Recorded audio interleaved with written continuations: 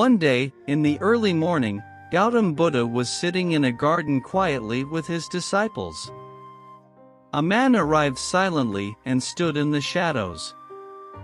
That man was a great devotee of Lord Krishna. He had built many temples across the country and had devoted many years in the service of Lord Krishna. He would always chant Krishna's name and contemplate on Krishna's greatness. He was old and close to his last years. Even after many years of dedicated spiritual efforts, he was not realized. He wanted to know for sure if there is a God or not. When he heard about Buddha, he came to get his doubts cleared. When he felt nobody would notice him talking to Buddha, he asked, "Gautama, O Tathagata, please tell me the truth and truth only.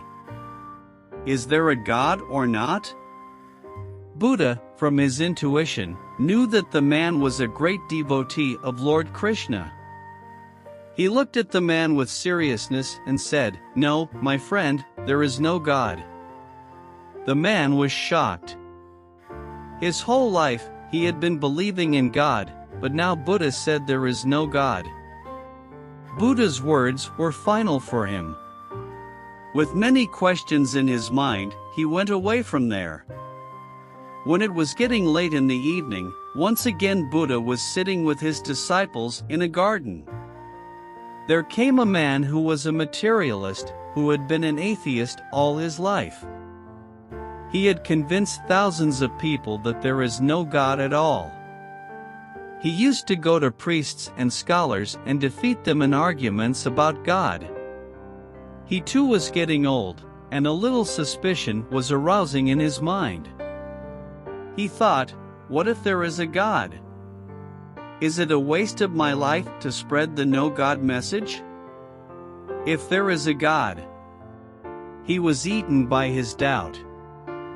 He finally decided to know the truth and sought the enlightened one. He slowly came up to where Buddha was sitting and asked him, "They say that you are enlightened. Please tell me if there is a God or not." Buddha knew that the man was an atheist, and he said with a firm voice and firm conviction, "Yes, my friend, there is a God." The man was also shocked. He had been an atheist all his life, but now Buddha had answered against his assumption. He had faith in Buddha. With many questions in his mind, he also went away from there.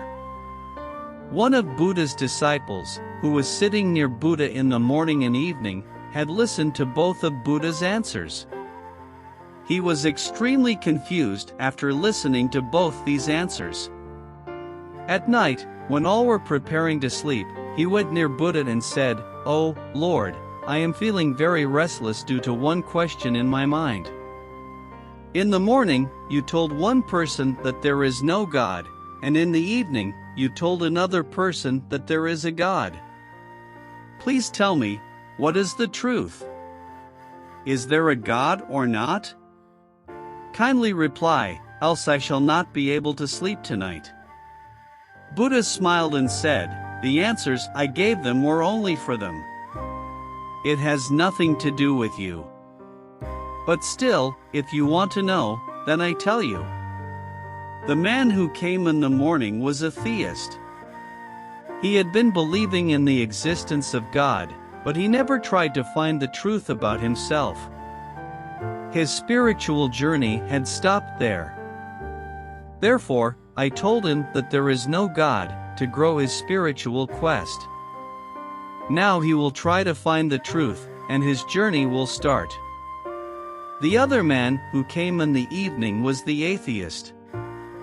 He had been believing, blindfold, that there is no God. He also never tried to know the truth about his own existence. His spiritual journey had also stopped there. Therefore, to grow his spiritual quest and start his journey, I told him that yes, there is a God.